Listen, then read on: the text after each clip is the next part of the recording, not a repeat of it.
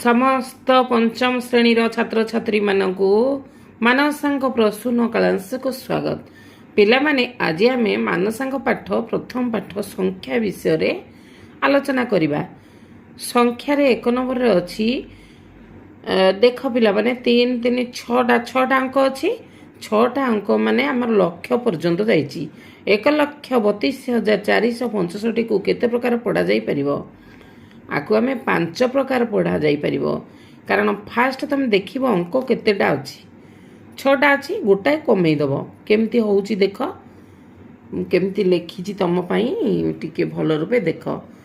ଉତ୍ତର ହେଉଛି 1,03,02,465 ପଢ଼ିପାରିବ।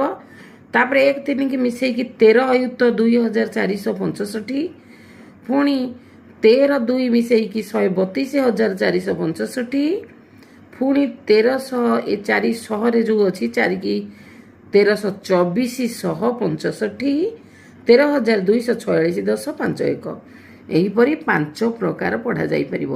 6ଟି ଅଙ୍କ ଅଛି ପିଲାମାନେ, ଗୋଟାଏ ଅଙ୍କ କମେଇ ଦେବ।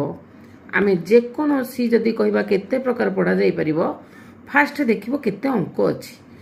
ଯେତେ ଅଙ୍କ ଥିବ ଗୋଟେ କମେଇଲେ ଆଉ ହେଇଯିବ। ତାପରେ 2 ନମ୍ବର ପ୍ରଶ୍ନ, 1 ନିୟୁତ କେତେ ଶହ? 1 ନିୟୁତ କେତେ ଶହ? 1 ନିୟୁତ 1ରେ କେତେଟା ଶୂନ ପିଲାମାନେ? ଆମେ ନିୟୁତ ପରେ କୋଟି, କୋଟିରେ ଆମେ ଜାଣିଛେ କୋଟିଟା ହେଉଛି 8 ଅଙ୍କ, 1ରେ 7ଟା ଶୂନ। ତେଣୁ ନିୟୁତରେ 1ରେ 6ଟା ଶୂନ ଆସିବ। ତାହେଲେ 1ରେ 6ଟା ଶୂନ, 1 ନିୟୁତ କେତେ ଶହ? ଶହରେ 2ଟା ଶୂନ। ଏ 6ଟା ଶୂନରୁ 2ଟା ଶୂନ ଲିଭେଇ ଦେବ, ଆଉ ରହିବ 4ଟା ଶୂନ। ତାହେଲେ 1 ନିୟୁତ 1ରେ 4ଟା ଶୂନ, ସେତିକି ଶହ। ତାହେଲେ କାହାର 1ରେ 4ଟା ଶୂନ ମାନେ 5 ଅଙ୍କ ହେଇଗଲା, ଅୟୁତ ଆସିବ। ତାହେଲେ 1 ଅୟୁତ ଶହ। 1 ନିୟୁତ 1 ଅୟୁତ ଶହ। 3 ନମ୍ବର ପ୍ରଶ୍ନ କହିଲା, 1 କୋଟିରେ ଯେତେ ଗୋଟି ଶୂନ୍ୟ ଅଛି, 23ର ଡାହାଣ ପଟେ ସେତେ ଗୋଟିଏ ଶୂନ୍ୟ ଲେଖିଲେ ତାହା 1000ର କେତେ ଗୁଣ ହେବ? 1000ର କେତେ ଗୁଣ ହେବ? ତାହେଲେ 1 କୋଟିରେ 7ଟି ଶୂନ ଥାଏ। 23ର ଡାହାଣ ପଟେ ଆମେ ଯଦି 7ଟି ଶୂନ ଲେଖିଦେବା, ତାହେଲେ 23 କୋଟି ହେଇଗଲା। 23 କୋଟିରେ 1000 ଆମେ ହରିବା, ତାହେଲେ 1000ରେ 3ଟା ଶୂନ। 23 କୋଟି ଯେଉଁ ଅଛି, ସେ କୋଟିରୁ ଆମେ 3ଟା ଶୂନ କାଢ଼ିଦେବା।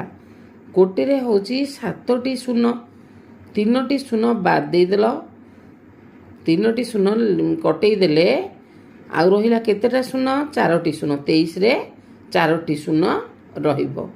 ତାହେଲେ କେତେ ହେବ? 1 10 ଶହ, 1000 ଅୟୁତ ଲକ୍ଷ, 2,30,000। ତାପରେ 4 ନମ୍ବର 15,000।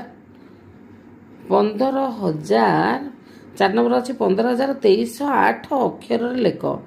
ତାହେଲେ 15,2308 ଅକ୍ଷରରେ ଲେଖିଲେ ପିଲାମାନେ ଦେଖ, ଆଗକୁ ତ ଲେଖି ହେବନି। ତେଣୁ 15,2300, 2300ରେ ବି 1000 ଲୁଚିକି ଅଛି 2000। ତାହେଲେ 15,000 ସହିତ 2000 ମିଶାଇ ଦେଲେ 17,308 ହେବ। ତାହେଲେ 17,308 ଆଉ ଗୋଟେ ପ୍ରକାର ପଢ଼ାଯାଇପାରିବ, 1 ଅୟୁତ 7,308। ତାପରେ ଆସିଲା 5 ନମ୍ବର। 5 ନମ୍ବର ପ୍ରଶ୍ନ ଦେଇଛି କମା ବ୍ୟବହାର କରିବା। ପ୍ରଥମ ଛେଦ କମା 3ଟି ଅଙ୍କ ଛାଡ଼ିକି ଦିଆଯାଏ। ଆଉ ଗୋଟେ ସୂତ୍ର ଅଛି, ହ ଲ କୋ ବା 3 - 2 - 2। ତା ଅର୍ଥ ହରେ 1000 ଘର ପାଖରେ କମା ଦିଆହେବ, ଲକ୍ଷ ଘର ପାଖରେ କମା ଦିଆହେବ, କୋଟି ଘର ପାଖରେ କମା ଦିଆହେବ।